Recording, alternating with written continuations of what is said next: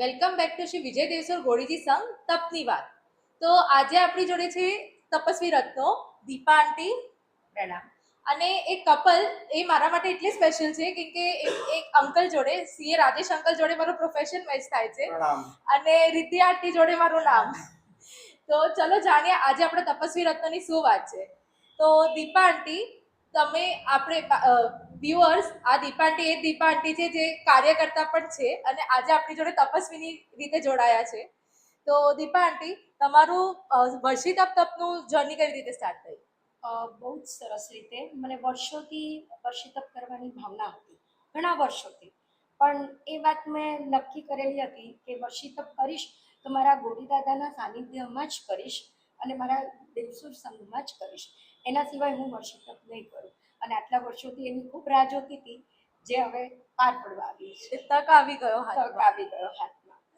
બરોબર છે. અને આંટી, તમારે કોઈ પ્રોબ્લેમ્સ કે ચેલેન્જીસ કોઈ ફેસ કરી એવું કંઈ?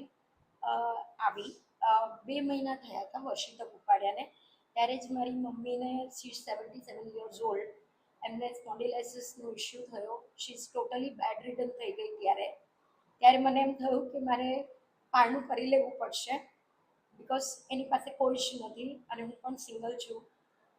પણ મારો દીકરો ચૈત્ય, એનો સાથ અને મારી મમ્મીની પણ થોડી હિંમત હતી કે નહીં, તું પારણું નહીં કરતી.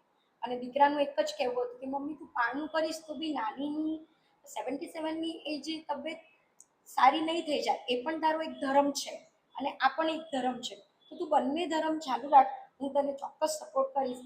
અને એ બંનેના સપોર્ટથી હું અત્યારે 13 મહિના જીતી રહી છું. ખૂબ સરસ આંટી.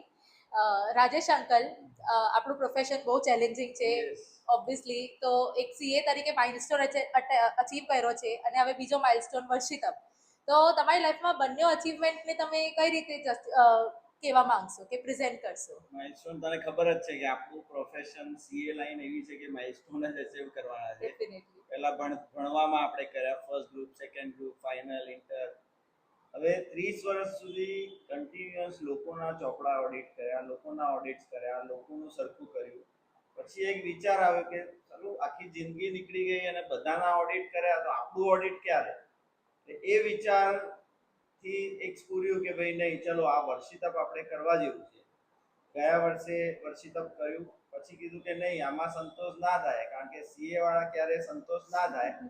એટલે આ વર્ષે પાછું કન્ટિન્યુ કર્યું અને કીધું કે માઇલસ્ટોન પર માઇલસ્ટોન એટલે જ કરવા જ છે. એટલે એ પ્રમાણે આપણે આટલા વર્ષો સુધી લોકોના ચોપડા ઓડિટ કર્યા, હવે આત્માના ચોપડા ઓડિટ. આપણા આત્માના ચોપડા ઓડિટ. ખૂબ સરસ. તો આંટી, તમારે આ બધી ડ્યુ ડેટ્સ ને ડિલિજન્સ ને અચીવ કરવામાં તમારું શું વ્યૂ હશે? મારું એવું છે કે જેમ એમનું સીએ તરીકે એચિવમેન્ટ હતું, એવી રીતે અમારું એક ગૃહિણી તરીકેનું એચિવમેન્ટ હતું કે એક છોકરી હોય છે, જન્મ પછી એને ભણવાનું હોય છે, એનું મેરેજ થાય છે, પછી એ ફેમિલીનું ધ્યાન રાખે છે, પછી થોડા મોટા થાય એટલે સાસુ સસરાની સેવા કરે છે અને એક ફેમિલીમાં આગળ વધે છે.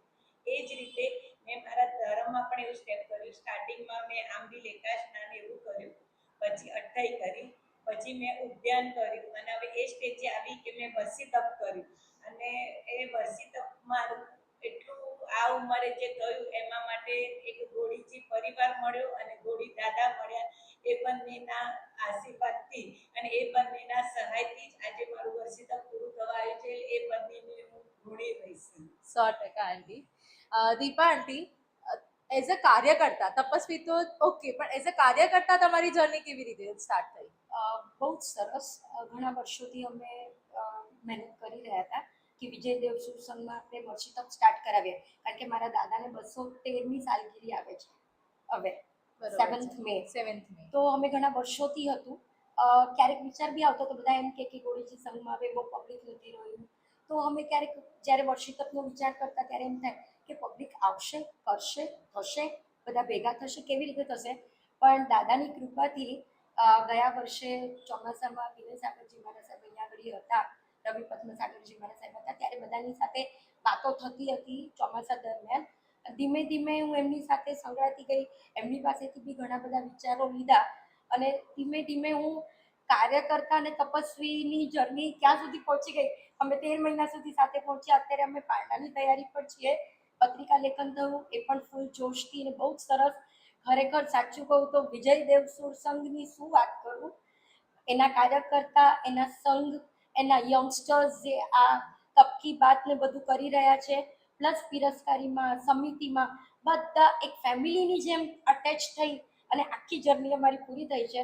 અને ખરેખર અમને ખૂબ ખૂબ આનંદ છે. અને ફરી બહુ જ જલ્દીમાં જલ્દી અમે ટ્રાય કરીશું કે બીજું વર્ષી તપ અહીંયા આગળ સ્ટાર્ટ કરાવવાનો આગાસ કરીએ.